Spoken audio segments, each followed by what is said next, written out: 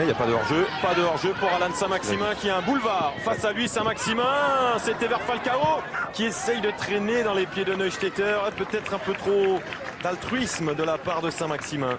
Ouais, je pensais qu'il allait vraiment aller au bout des choses. C'est-à-dire que là, il a fait un superbe contrôle et puis il faut frapper. Il faut pas hésiter.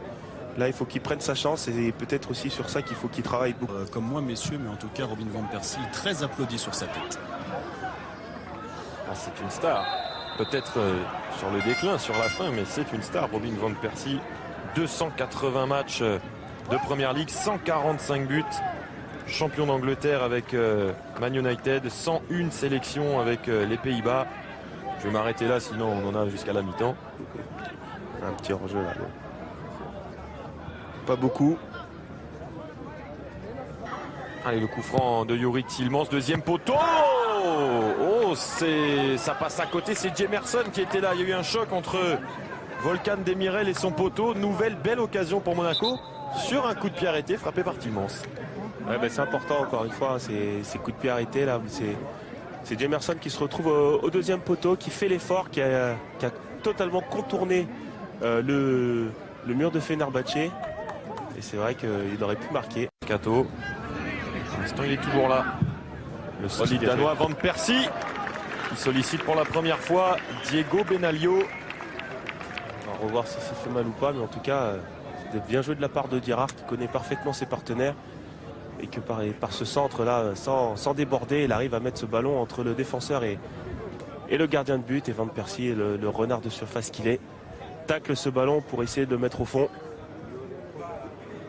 Congé après sa saison au Dynamo Moscou, il avait terminé meilleur passeur du championnat russe en 2014-2015. Sidibé pour le centre, il y a Falcao sur la barre encore et cette fois c'est Thomas Lemar qui vient au rebond offensif pour ouvrir le score pour les Monégasques après une deuxième barre transversale touchée par Falcao.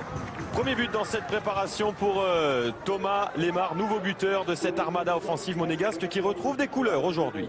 Alors effectivement, une belle action de la part de Monaco, mais quel ballon de Tielemans, on vient de le dire, il a raté la première fois sur l'action juste avant, mais ensuite il met un ballon pas trop haut qui arrive très très vite pour Sidibé et le beau contrôle, le bon centre aussi, il faut dire que le centre est fuyant pour que le gardien ne touche pas le ballon et Falcao qui reprend ce...